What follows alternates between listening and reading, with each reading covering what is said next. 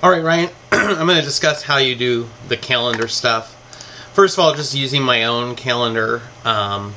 If you come up here in Google and you come over, there should be something called calendar. It's down here, the number 31, and the calendar.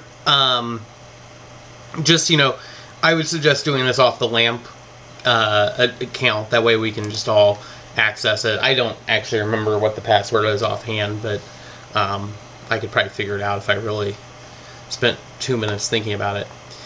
If you look here, it comes over here, there's these My Calendars, and what I did was I created one called LAMP Test Calendar, but you can create other calendar types, but then what you do is you can just create something, hit create, and you can just enter in an event like homecoming, etc. And then you pick the date, February 11th, 3 o'clock to 4 o'clock on the 11th, or you can do all day if it's an all day event. You can do that. You can put where, you can put descriptions and other things. The main thing that will come up on the calendar will be whatever you put here. So what I was doing with those was, if I was doing a game, I would put, like versus Lincoln Links at Cass Gym, something like that, and then you'd put the time in there, or versus men's basketball, whatever you want to put in there, you kind of put it in there. And then this would add it to my calendar specifically. If you come down here on this tab and put LAMP Test Calendar, then that would tell you where to put it, and that would sort of do that whole thing. If I hit save, it would automatically pop into my calendar. I'm not going to hit save because I don't want it actually to pop into my calendar. But if you come to your calendar type, this is just looking at the LAMP Test Calendar. I don't know, if I clicked birthdays, if I had anybody's birthday in there, it would pop up, or my own personal calendar doesn't have anything. But that's how it goes, and then these dates will just populate in here, and that's the way that would work. You should be able to create a new calendar, and then, for example, we could create a calendar called Sports, and then we could create a calendar called Homecoming. We could create one called Student Life. Whatever you want to call these different calendars. The idea would be that we don't need to have everything categorized.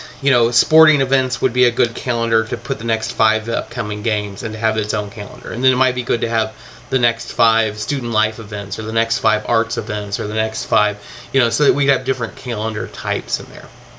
So what we're going to do is, after we do that, we would want to connect it to our website. So if you come to the website, and we come down here to our WordPress account,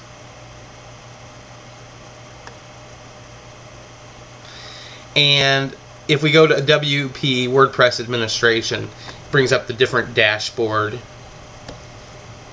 Sometimes this computer, I'm using my PC, and sometimes it runs a little slow, the connection to the internet, even though it's 2 feet from the router. I don't know. Anyway, so if you come down here, I have to remember which one of these is. I should have probably looked at this before I started doing this. But if you go over here to Appearance and Widgets, it'll bring up a page like this. And what happens is there's a standard set within our Oxygen template of how it's set up. But what I did was I came in here and I reprogrammed the secondary sidebar.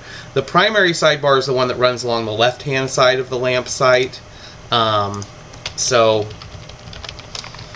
the primary sidebar is the one that runs right here, and the secondary sidebar is the one that runs over here.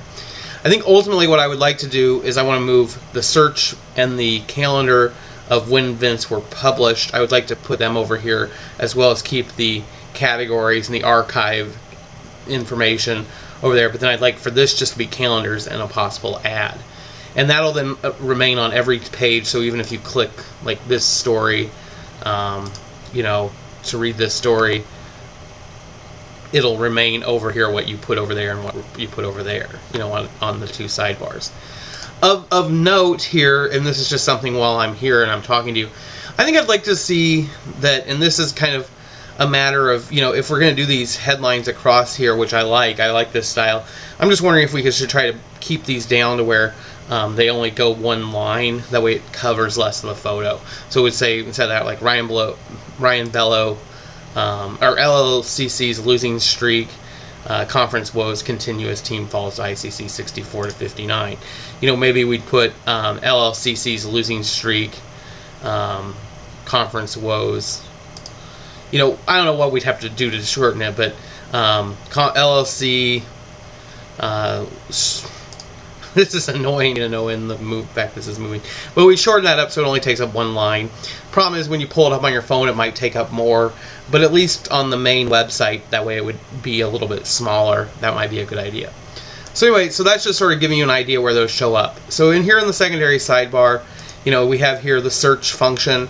If I want to put it up here in the primary, I can just pull it up there and it'll drop and it will be there. The only problem with doing that is that would then kill out all the other information we currently have in there, the categories and the archives. We would have to come over here and pull that in from the side, and then it would, you know, it would be there, and you can type in a new title and things. But that's, you know, if you add anything, it's going to take out the current default content. So if you want to move those up, that's fine, but you'll need to pull in the default content. So here's the upcoming events. You can come down here to upcoming events, and you can pull in, you know, I'm waiting for this to go to the top of the page. I'm dragging and dropping. I mean, you can drag and drop that twice, but what happens is that you would need to be able to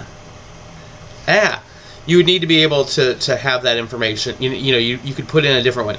And then what happens is this one I called upcoming events, but you could change that to homecoming. And then that's what would appear over in this sidebar right here, is instead of the word upcoming events, the word homecoming would show up. And so that's just sort of to give you an idea. And then what you do is you need an iCalendar URL. And then this says how many items to show. So right now I have it set to show 10, but I could reduce it to 3. I could put it to 10. I could put it to all of them. I mean, the idea is you probably wouldn't want everything, otherwise the calendar would get really long. If you did a sports calendar and you preset it to have every date for the rest of the semester, you'd probably want to set it to 5. That way it's just the next 5 events. The other thing to keep in mind is that as you update the Google Calendar, this only will update once a day. So if you want it to show up immediately, you'll have to come in here and hit save, and then that will recollect the information. But otherwise, it's just going to go once a day to get it. It's to avoid the fact that when the first time it gets the new information, it's going to take the website longer to load. And so what it does, it takes and gathers the information from Google once a day and then caches it so that it doesn't constantly have to do that for every visitor. It'd take too much time. But if you look here, it has an iCalendar feed URL. What happens is if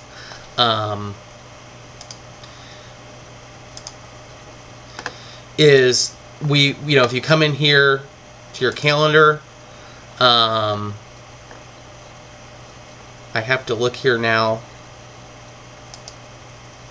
but